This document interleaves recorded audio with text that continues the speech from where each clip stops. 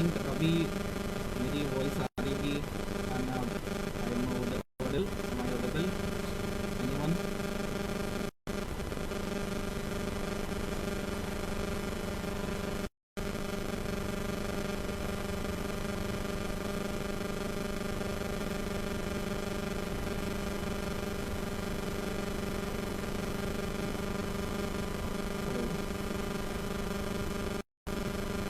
Yes, अगर अभी मेरी आवाज़ आ रही हो तो मुझे प्लीज़ सेंड कर दें या मुझे टेक्स्ट कर दें, क्योंकि आवाज़ की कनेक्टिविटी के साथ थोड़ी सी कॉम्प्लिकेशन हो रही है। मुझे टेक्स्ट कर दें।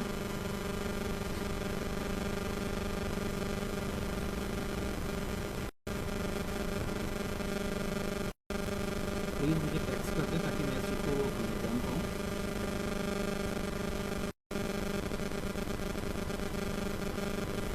फिर मैं कंटिन्यू करता हूँ। नॉट क्लियर, अभी कुछ क्लियर है? अभी वॉइस कुछ क्लियर है? वॉइस क्लियर है अभी?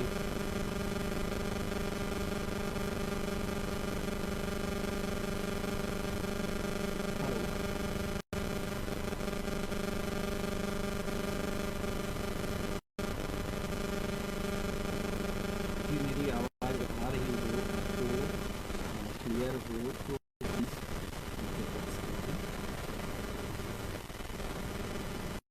नहीं सर, आवाज़ नहीं आ रही है। ओके, मैं जस्ट सेकंड में शुरू कर देता हूँ।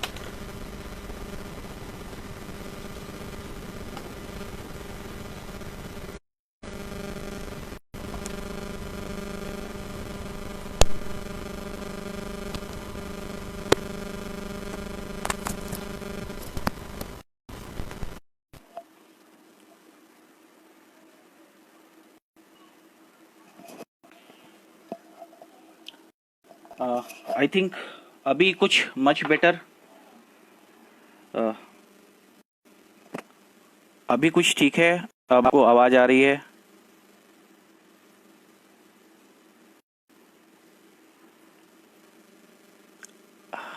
मैंने जैक भी चेंज कर दिया, हेडफोन भी चेंज कर दिया है। अगर आवाज़ आ रही हो, क्लियर है? Okay okay, thank you Vikas, thank you. ठीक है, थैंक यू। टेक्नोलॉजी के साथ थोड़ा सा फ्रेंडली होने में एक दिक्कत ये भी होती है कि रेगुलर आपको कनेक्ट होना चाहिए। चलिए स्टार्ट करते हैं आज आईपीसी के साथ। आईपीसी के बारे में अगर कोई व्यक्ति ये कहे कि आईपीसी वो जानता है, पढ़ता है, तो ठीक है, पढ़ना तो ठीक है, समझ में आता है। अगर लेकिन कोई व्यक्ति ये कहे कि आईपीसी वो अच्छे से जानता है, समझ है, तो ये बड़ा दुष्कर कार्य है।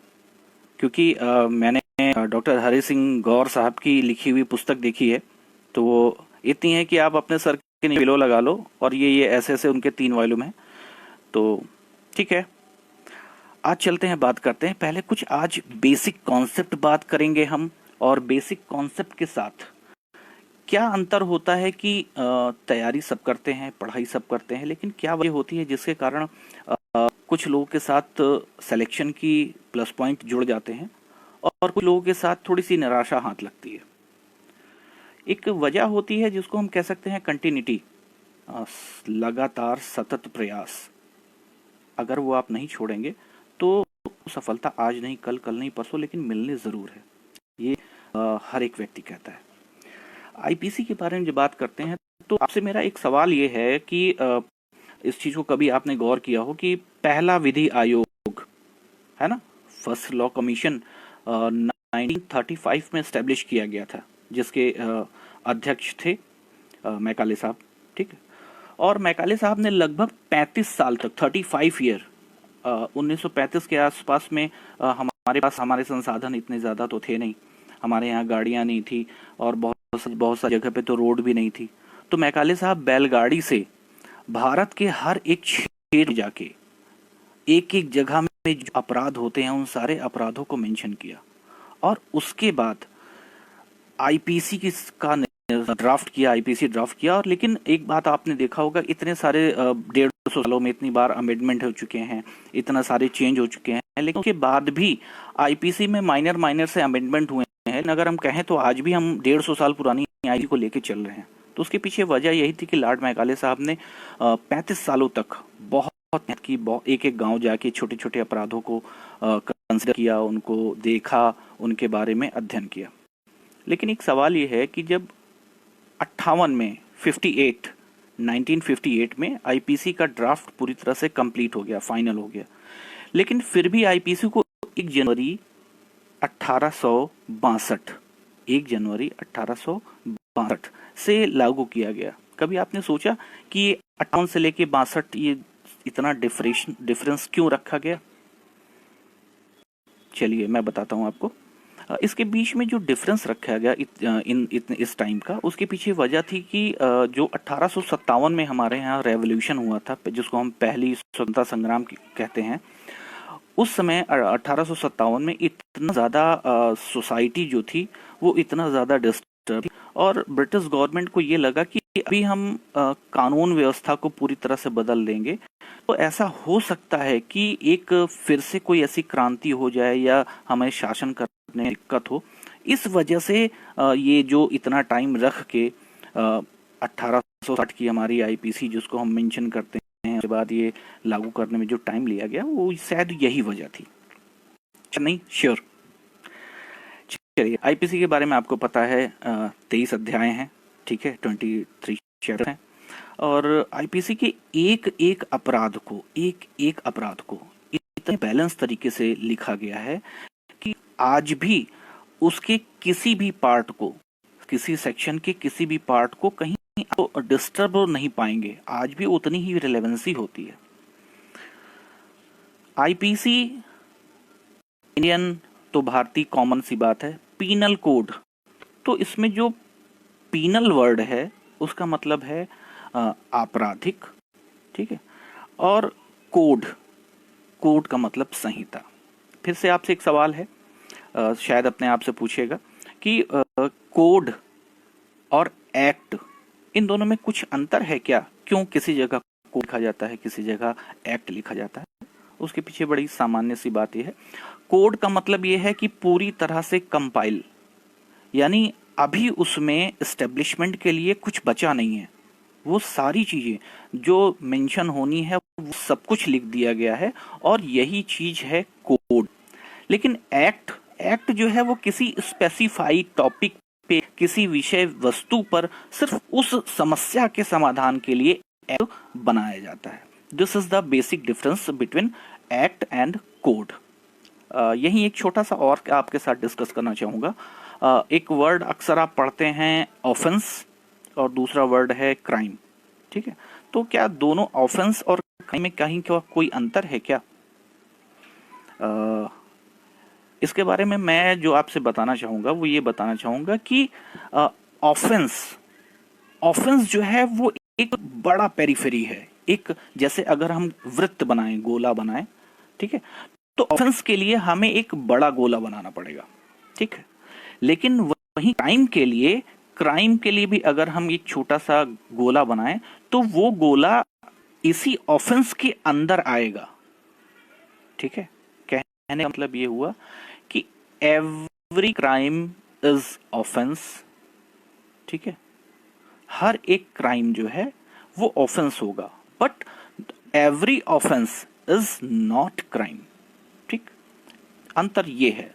इसकी वजह जो है वो क्राइम जो है हम किसी पर्टिकुलर टॉपिक पे चले आते हैं, जैसे for example cyber crime, cyber offence नहीं पढ़ते हैं आप ये इस वर्ड से नहीं परिचित हैं। आप जिस वर्ड से परिचित हैं वो है cyber crime, not cyber offence. क्यों? क्राइम का मतलब ये है पर्टिकुलर उस टॉपिक को हैंडल करता है, उस एरिया को डील करता है। लेकिन जब हम ऑफेंस की बात करते हैं तो ऑफेंस एक बहुत बड़ा एरिया कवर करता है, और ये बेसिकली ये ऑफेंस और क्राइम में, ठीक। इसी तरह से बेसिक एक छोटा सा अंतर और है, अक्सर हम लोग जान लेते हैं कि आर्टिकल और सेक्शन, आईपीसी में अभी हम सेक्शन 511 तक जाएंगे, ठीक। तो आर्टिकल और सेक्शन में क्या डिफरेंस है? देखिए, आर्टिकल और सेक्शन में ये डिफरेंस भी बड़ा जानने लायक है, क्योंकि जब कहीं, चलिए जुडिशरी के इंटरव्यू में ना सही, लेकिन जब कभी आप ग्रुप डिस्कशन करते हैं या ऐसी स्थिति पे होते हैं, तो ये सारे वो अंतर हैं जो आपको बहुत बेहतर तरीके से क्लियर होने चाहिए। एक लॉ के स्टूडेंट के नाते, एक कंपटीटर के नाते, और एक रेगुलर आप जुडिशरी के लिए प्रिपेयर कर रहे हैं उसके नाते, ये सारे कॉन्सेप्ट आपको क्लियर होने चाहिए। तो मैं बात करूंगा सेक्शन और आर्टिकल। सेक्शन जो है वो, सेक्शन का हिंदी मतलब होता है भाग। अभी क्लियर है? भाग का मतलब यह है कि कोई खंड, कोई विशेष खंड। लेकिन जब आर्टिकल की बात होती है तो आर्टिकल उस लॉ में, उस कानून में लिखा जाता है जो सुप्रीम हो, अपने आप में बड़ा हो। कॉन्स्टिट्यूशन में हम देखते हैं, है ना। इसी तरह से हम देखते हैं कहाँ पे, हमारा जो यूएन चार्टर है वहां देखते हैं, ठीक है। तो ये सब वो सुप्रीम लॉ हैं, ठीक है। और सुप्रीम लॉ जो है उनमें हमेशा आर्टिकल होते हैं, और आर्टिकल जो है वो खंडों में, भागों में डिवाइड होते हैं, ठीक है। और सेक्शन जो है वो चैप्टर में डिवाइड होते हैं, ठीक। कॉन्स्टिट्यूशन में आप देखते हैं ना, वहां भाग है। यूएन चार्टर में आप देखते हैं ना, वहां भाग है, ठीक है। तो ये क्या है, आर्टिकल जो है वो पार्ट्स में डिवाइड होते हैं, लेकिन सेक्शन जो है, खंड जो है वो चैप्टर में डिवाइड होते हैं, ठीक है। तो और एक सेक्शन जो है वो हो सकता है कि दूसरे सेक्शन और तीसरे सेक्शन से इंटरकनेक्टेड हो, लेकिन ये इंटरकनेक्टेड कहां तक होंगे, जहां तक एक चैप्टर चल रहा है, ठीक। और उसी तरह से आर्टिकल जो है वो एक दूसरे से इंटरकनेक्टेड हो सकते हैं, लेकिन कहां तक होंगे, जहां तक वो भाग होगा, ठीक है। ये कुछ जर्नल सी बातें हुई। हाँ, कोड के लिए ये ध्यान रखिए, आईपीसी ये अक्सर, ये कई लोगों से मैंने इस चीज के बारे में जाना भी है कि अक्सर ये दुविधा होती है कि कोड वगैरह क्या है, या लॉ को कोडिफाई क्यों किया जा रहा है, ठीक है। लॉ को कोडिफाई करने के पीछे अगर आप उठा के ज्यूरिस्प्रूडेंस में आप पढ़ेंगे तो कोडिफिकेशन के बारे में काफी कुछ कहा गया है कि कोडिफिकेशन करना चाहिए या नहीं करना चाहिए, कोडिफिकेशन करने के पीछे औचित्य क्या है। तो यहाँ मैं एक छोटी सी बात आपसे ये कहना चाहूंगा कि कोडिफिकेशन एक जैसे झरने का पानी होता है, ठीक है। झरने का पानी जो होता है वो उसमें सड़न नहीं होती है ना, ये आप सबको पता है। लेकिन अगर झील को हम देखें तो झील का पानी जो होता है उसमें सड़न आ जाती है, पानी में स्मेल आ जाती है। उसके पीछे वजह जो है, तो आप इंटरैक्ट करिए अपने कोडिफाई लॉ और अनकोडिफाई लॉ के साथ। कोडिफाई लॉ जो है वो झील की तरह है, ठीक है। झील की तरह मतलब सारा चीजें जो है वो स्थिर हैं, अपनी जगह फिक्स हैं, ठीक है। इस कारण वो झील की तरह है। लेकिन अनकोडिफाइड जो लॉ जो है वो झरने की तरह है। और झरने की तरह होने के लिए क्या वजह है कि उसमें सड़न नहीं आती है, क्योंकि हमेशा सतत विकास होता रहता है। वहीं झील का पानी या तालाब का पानी उस सड़न आ जाती है, क्यों? क्योंकि उसमें विकास जो है वो रुक जाता है। तो कोडिफाई लॉ जो होता है वो इसी वजह से थोड़ा मतलब कह सकते हैं कि बहुत अच्छा नहीं माना जाता है। और अच्छा तब माना जाएगा जब उसमें पूरी तरह से विकास हो चुका हो। कोडिफाई लॉ को बुरा नहीं कहा जाता, लेकिन ये तब अच्छा माना जाता है जब उस लॉ में पूरी तरह विकास हो गया हो। अब ये कहा जाए कि ये लॉ पूरी तरह विकसित हो गया है, अब नई चीज नहीं आएगी। और इसी बात को मैं फिर से पुरानी बात पे ले जाता हूं कि 35 ईयर लॉर्ड मैकाले साहब ने जो गांव गांव, शहर शहर जाके हर एक अपराध के विषय में, हर एक चीज के बारे में जो जाना, तो यही वजह थी कि उन्होंने बहुत विस्तृत तरीके से इस चीज को जाना है। अब आगे बात करते हैं, क्योंकि अगर हम ये कहें कि तो 1835 और 1860 के पहले क्या हमारे यहाँ अपराध, दंड, इन सारी चीजों का क्या कोई ध्यान नहीं था, कोई प्रकृति नहीं थी, कोई व्यवस्था नहीं थी? तो ऐसा नहीं है। मैं इस पे तो ये कहूँगा कि जब ड्यूगेट साहब का स्टेटमेंट आप सबको पता है, ठीक है। ड्यूगेट साहब ने ये कहा था कि व्यक्ति के पास कोई भी अधिकार नहीं है, एक ही अधिकार है अपने कर्तव्य को करने का, ठीक है। ड्यूगेट ने ये कहा था।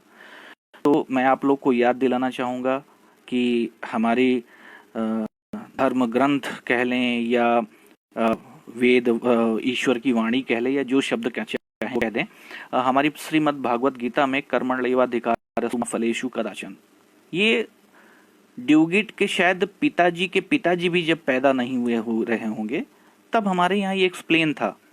क्या था कि हमारे कर्तव्य हमारा जो है वो सिर्फ कर्म करने का है, हम कर्म करते रहें, फल की इच्छा छोड़ दें। ड्यूगिट साहब ने भी तो यही बात कही है, उन्होंने भी यही कहा कि एक अधिकार है मात्र और वो अपने कर्तव्य को करने का।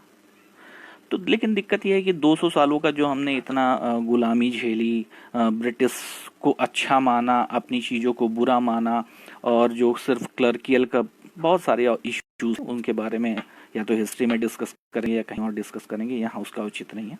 लेकिन हमारे यहाँ जो काम की चीज़ थी, वो काम की चीज़ हमारे यहाँ धर्म, ये वर्ड आप शब्द ने सुना होगा, धर्म, ना हिंदू मुस्लिम वाला नहीं, ठीक है, धर्म।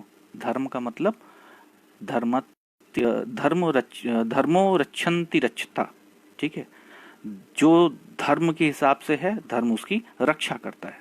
तो यहाँ वो जो धर्म है, इस धर्म को अगर हम इसके पर्याय में देखें तो यहाँ वो धर्म जो है उसका मतलब है, उसका अभिप्राय है नीति।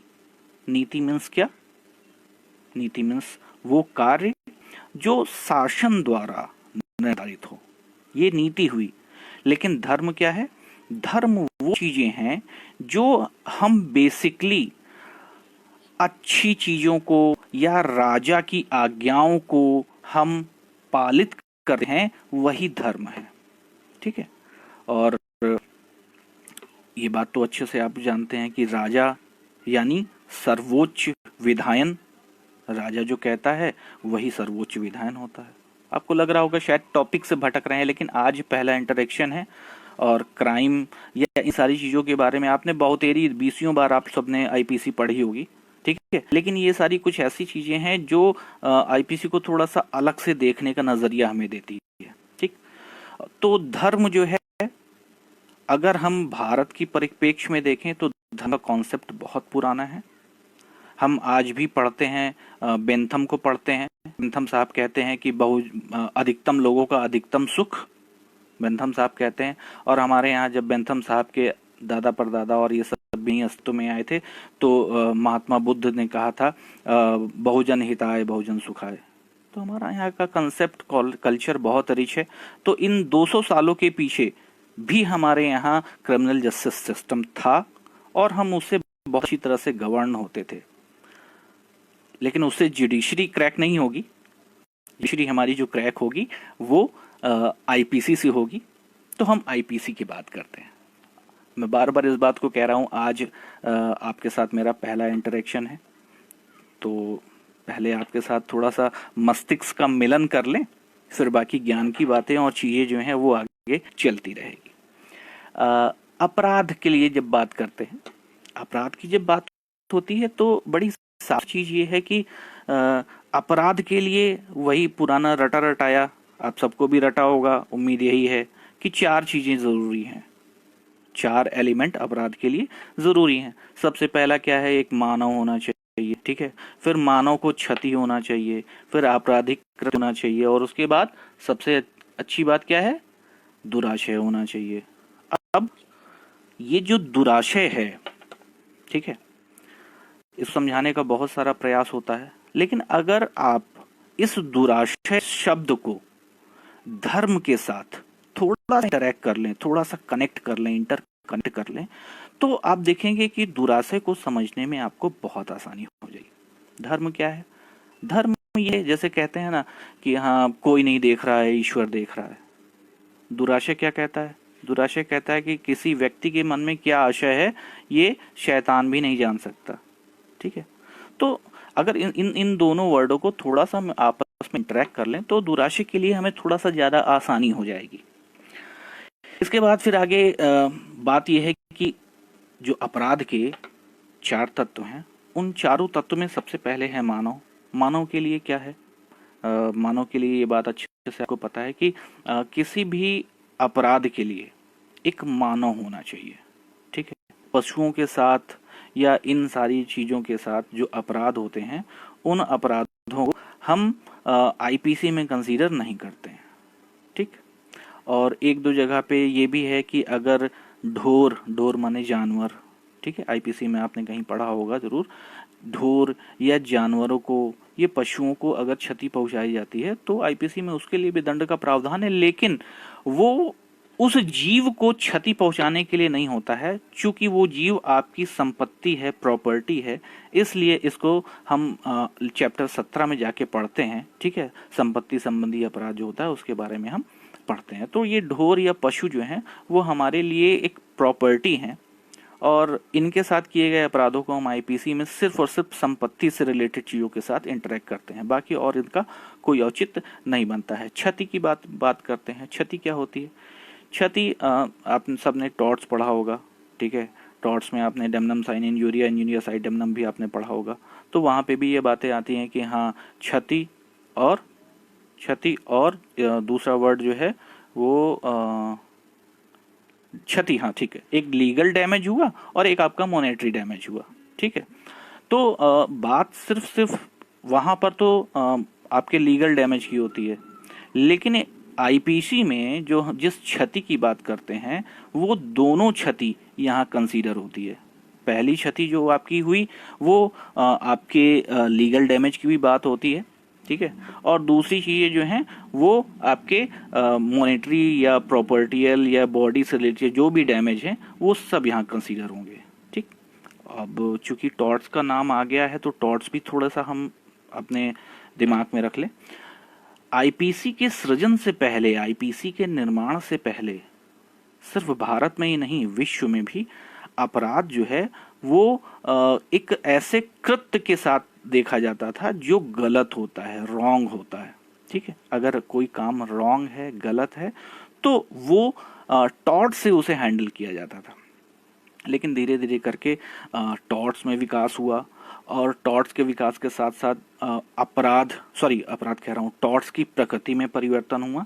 तो टॉर्ट्स से ही एक नई शाखा निकल के चली आई जिसको हम अपराध जानते हैं, और टॉर्ट्स से ही एक दूसरी शाखा और आगे विस्तृत हो गई जिसको हम संविदा विधि के नाम से जानते हैं। ठीक है, ये दोनों शाखाएं जो हैं वो अपकृत्य का ही एक शाखा है जो आगे चल के बहुत विकसित हो गई, और टॉर्ट से इन सारी बड़ी बड़ी चीजों को निकाल लिया गया, तो उसके बाद अब उसके पास थोड़ी चीजें ही शेष रह गई। ठीक, फिर मानव क्षति, वो मैंने आपके साथ बात कर लिया। ठीक है, मानव को क्षति होनी चाहिए। आपराधिक कृत्य, कोई ऐसा काम जो अपराध है। ठीक, अब हमारी चीजें स्टार्ट होती हैं। लगभग आधे घंटे हो गए हैं जिसमें 5-10 मिनट सिर्फ इंटरेक्शन में और कनेक्टिविटी में लग गया था। तो इस 20 मिनट के बाद जो हमारे काम की चीज आई है वो अब आई है। वो क्या है? पहली है आपराधिक कृत्य और दूसरी चीज है दुराशय। ठीक है, ये दो कॉन्सेप्चुअल पार्ट जो हैं वो हमारे लिए बहुत ही स्ट्रांग होते हैं, और इनके बिना, इनको जाने बिना आईपीसी को आगे पढ़ पाना या उन्हें जान पाना बड़ा मुश्किल होता है। ठीक है,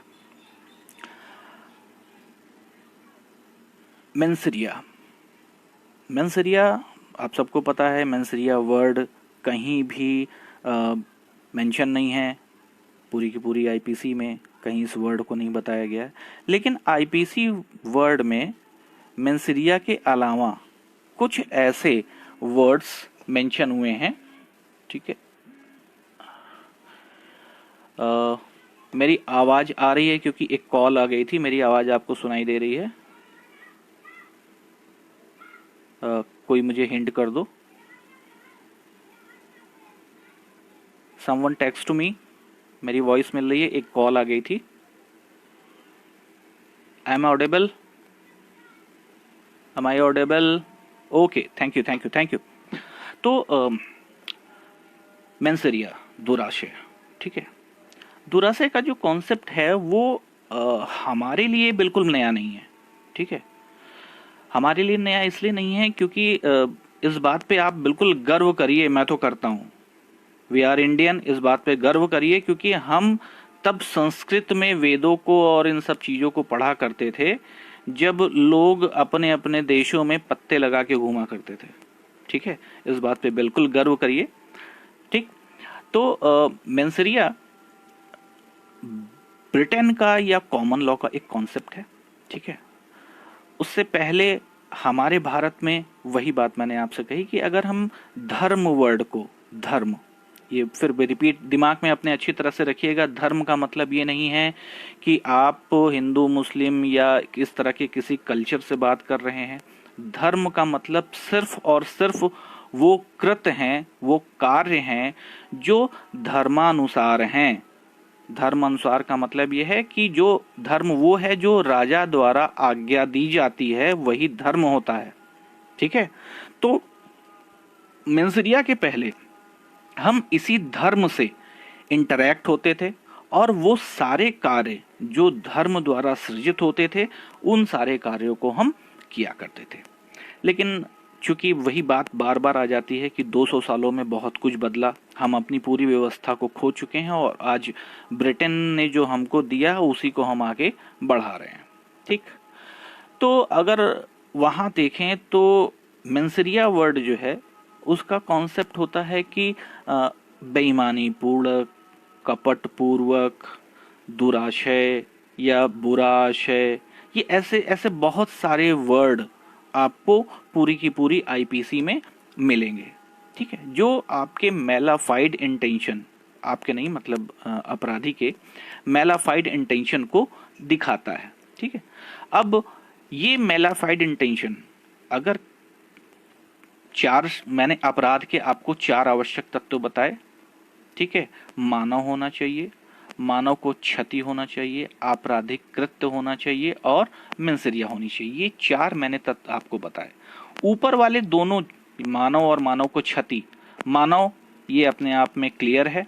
क्षति वो मैंने आपके साथ बात किया कि चाहे वो लीगल डैमेज हो, चाहे मॉनेटरीली हो, चाहे हमारी किसी भी तरह का कोई डैमेज हो। तो ये 2 कॉन्सेप्ट हमारे लिए बहुत सरदर्द वाले नहीं होते हैं। ये बचे हुए 2 कॉन्सेप्ट जो हैं, इन्हीं दोनों कॉन्सेप्ट को हमें बहुत कायदे से समझना होगा। अगर ये हमारी समझ में आ गए तो आईपीसी की बहुत सारी चीजें हमें आगे क्लियर हो जाएगी। तो जब हम बात कर रहे हैं दुराशय की, सॉरी धर्म की, सॉरी बेईमानी पूर्ण कपट की, ये सॉरी नहीं इसलिए मैं बोल रहा हूँ कि आप थोड़ा सा अपना अटेंशन यहाँ पे कर लें। सभी एक हैं, कहीं कोई अंतर नहीं है। चाहे हम धर्म कहें, चाहे कपट पूर्वक कहें, चाहे बेईमानी पूर्वक कहें, चाहे मेंसरिया दुराशय रखें। ठीक है, शब्दों का हेर फेर है। अब पूरी आईपीसी में जहां जहां ये मेंसरिया मेंटल एलिमेंट की आवश्यकता है, जहां जरूरी है, वहां वहां तो वो मेंशन कर दिया गया है। ठीक है, और जहां ये सारी चीजें मेंशन है वो सारी जगह स्ट्रिक्ट लाइबिलिटी के अंतर्गत गवर्न होती है। ठीक है, एक दूसरे की चेन पकड़ के, जैसे आप बचपन में रेल चलाते थे ना, एक दूसरे के कंधे पे हाथ रख के, तो आईपीसी भी बस वैसी ही है। एक को पकड़ो, एक धागे को पकड़ो, धीरे धीरे सारे धागे अपने आप में इंटरकनेक्टेड होते जाएंगे।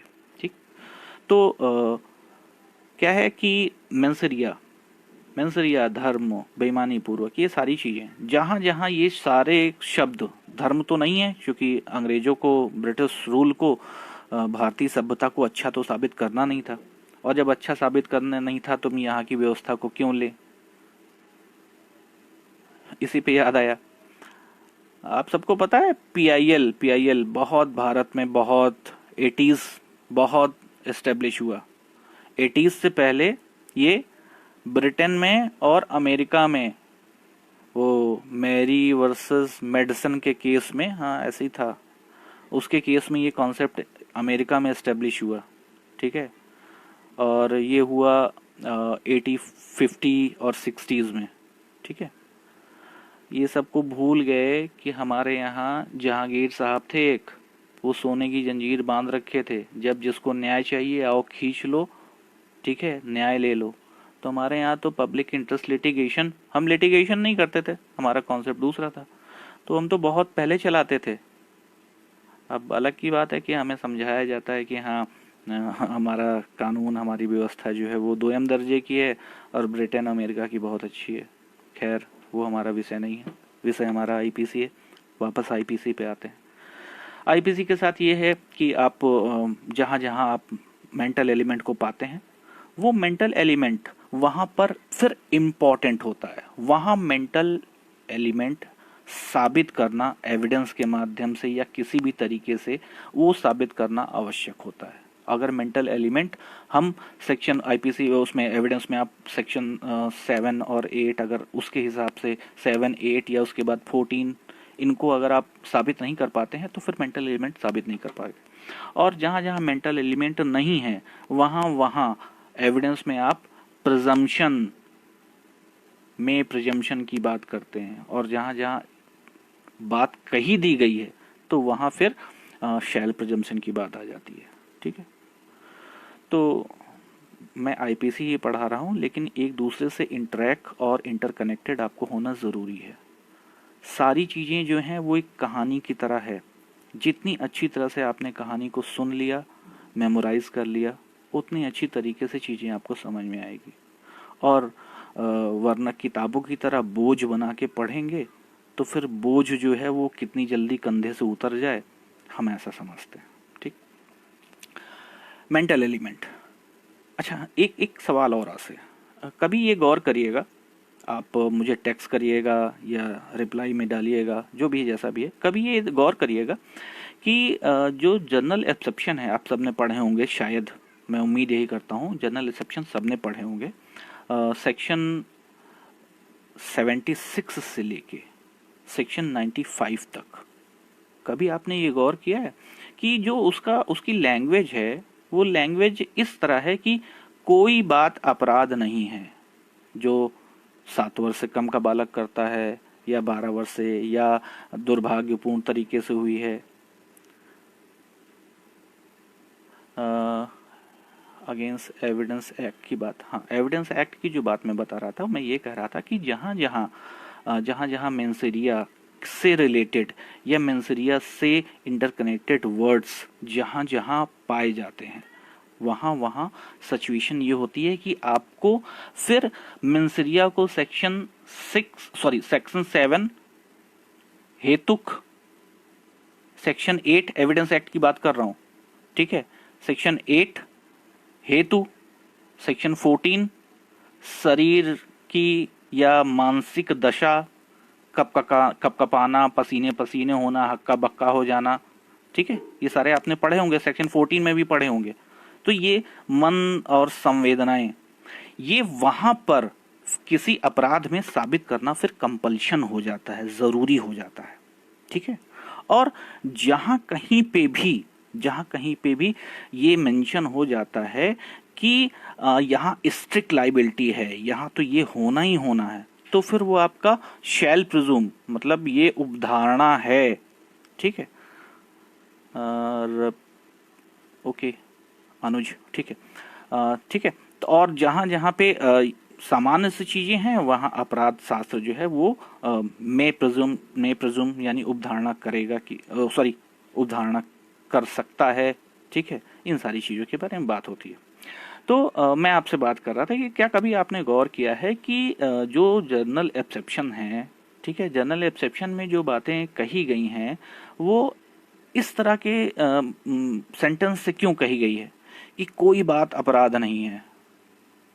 इसको बात हम दूसरे तरीके से भी तो कह सकते थे, या लॉर्ड मैकाले साहब इसको दूसरे तरीके से भी तो लिख सकते थे कि हाँ 7 वर्ष का कोई बालक अगर कुछ करता है तो अपराध नहीं होगा। इसको ऐसे भी लिखा जा सकता है। इसके पीछे क्या वजह रही होगी? देखिए, इस चीज को आप सोचिएगा, सोचने के बाद अगर कुछ आंसर मिलता है तो मुझे टेक्स्ट करिएगा, वरना इसको मैं आपकी अपनी नेक्स्ट संडे की क्लास में आपके साथ जरूर डिस्कस करूंगा। टॉपिक थोड़ा सा बड़ा होगा, लेंदी होगा, ठीक है, इसलिए इसे अभी कंटिन्यू नहीं कर रहा हूं, लेकिन सोचिएगा जरूर कि क्यों ऐसा है।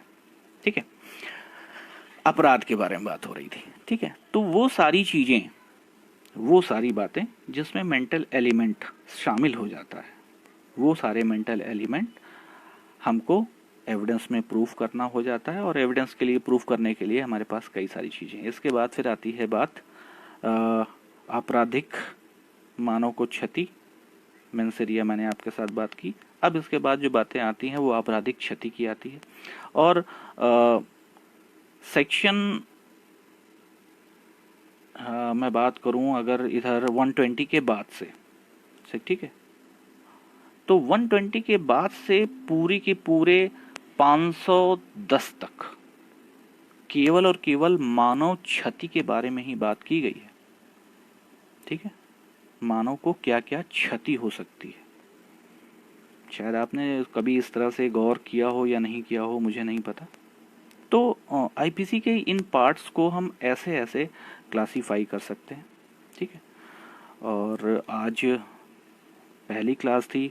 मैं भी थोड़ा सा मैंने आपको बताया कि मैं जूम पे क्लास लिया करता था, शायद नहीं बताया, मैं जूम पे क्लास लिया करता था। तो वहाँ टू वे इंटरेक्शन होता था, चीज़ें क्वेरी हो जाती थी। यहाँ थोड़ा सा ये प्लेटफॉर्म आज यूज़ किया है, अच्छा है। और कौस्तुभ से मेरी क्लास के बारे में कल शाम को क्या रात में बात हुई थी। तो रात में बात हुई थी तो थोड़ा सा अभी हेजिटेशन कह सकते हो या जो भी कह सकते हो, आज थोड़ा सा ऐसा कुछ सीन था। नेक्स्ट संडे को जो भी क्लास आपके साथ होगी, ठीक है, उस क्लास के साथ कौस्तुभ से जो भी अपॉइंटमेंट मुझे मिलेगा, उस अपॉइंटमेंट के बिहाफ पे कल जो होगा, नेक्स्ट क्लास में जो होगा, वो हम आपसे मेंसेरिया, ठीक है, दुराशय, इसको स्टार्ट भी करेंगे और कोशिश ये करेंगे कि चाहे क्लास थोड़ी सी लंबी हो जाए, मेंसेरिया को पूरी तरह से डिस्कस कर लेंगे। क्योंकि ये एक ऐसा टॉपिक है जिसको बीच में छोड़ा नहीं जा सकता। अगर छोड़ा जाएगा तो जो कनेक्शन है एक दूसरे के साथ, तो वो थोड़ा सा डिस्टर्ब होगा।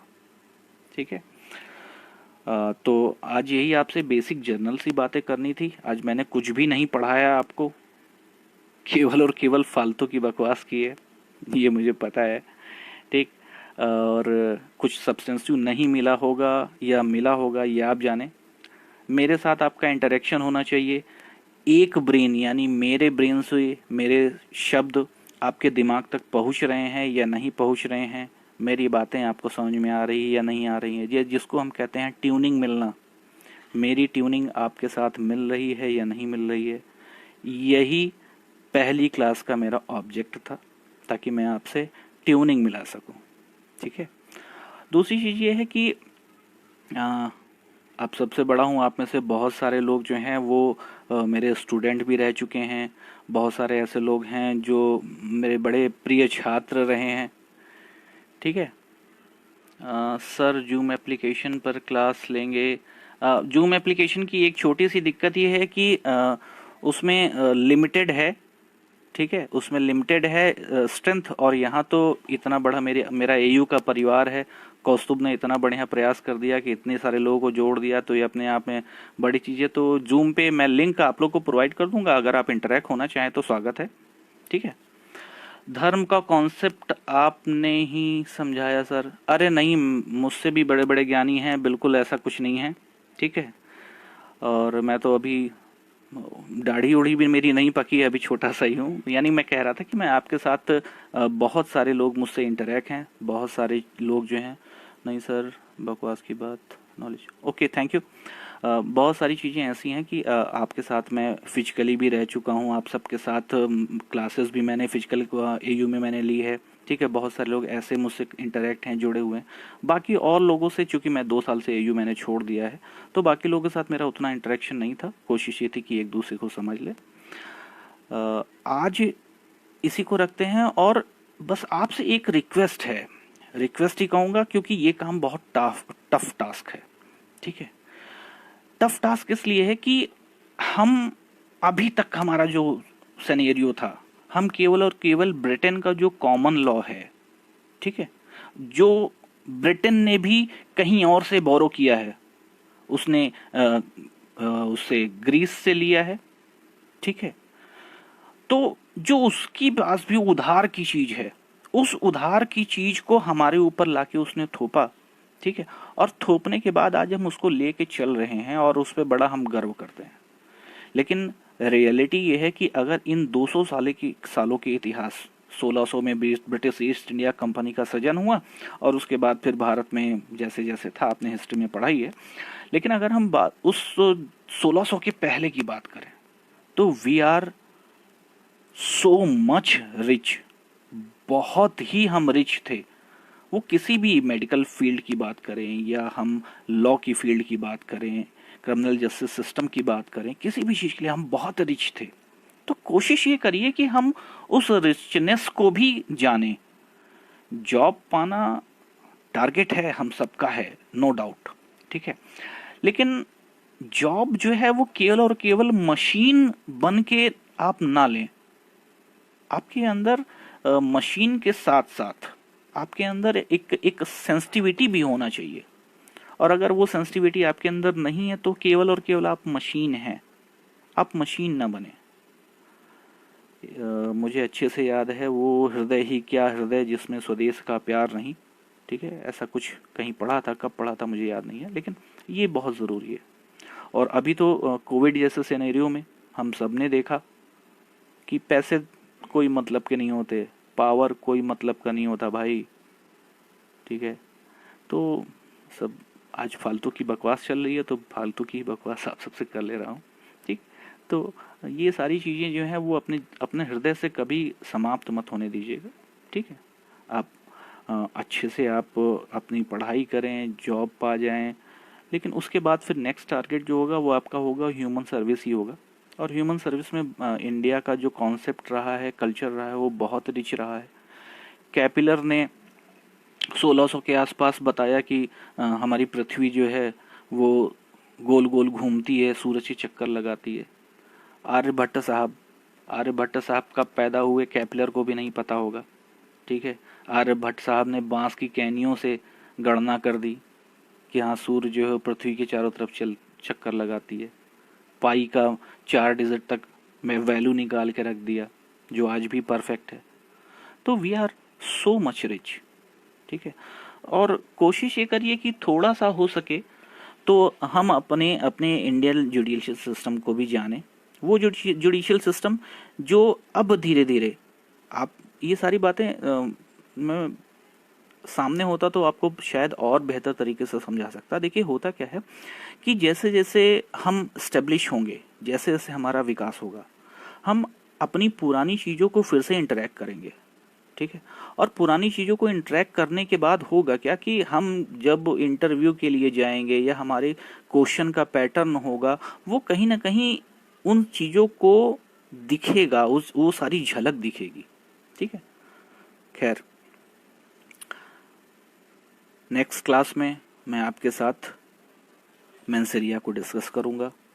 अगर आपको कहीं कोई शिकायत हो, आपको वे ऑफ कम्युनिकेशन में कहीं कोई दिक्कत है या कोई और प्रॉब्लम हो तो 73550503, ठीक है, 6615 7355036615। मैं आप सबके साथ हमेशा हूँ। सरल चीज़ों को सरल तरीके से बताने की बहुत कोशिश करता हूँ और आपको कभी भी लगे तो मैं आपके ही परिवार का एक सदस्य हूँ। जब जहाँ जैसे जिस तरह से मेरी आवश्यकता है मैं आपके साथ हूँ, ठीक है। धन्यवाद। और अगले संडे आपके साथ मेंसेरिया के साथ स्टार्ट करेंगे सब्जेक्ट को। आज मैं फिर से रिपीट कर रहा हूँ, मैंने आपको कुछ भी नहीं पढ़ाया, कुछ भी नहीं बताया, सिर्फ आपसे थोड़ी सी बातें की हैं, ठीक है। Thank you very much.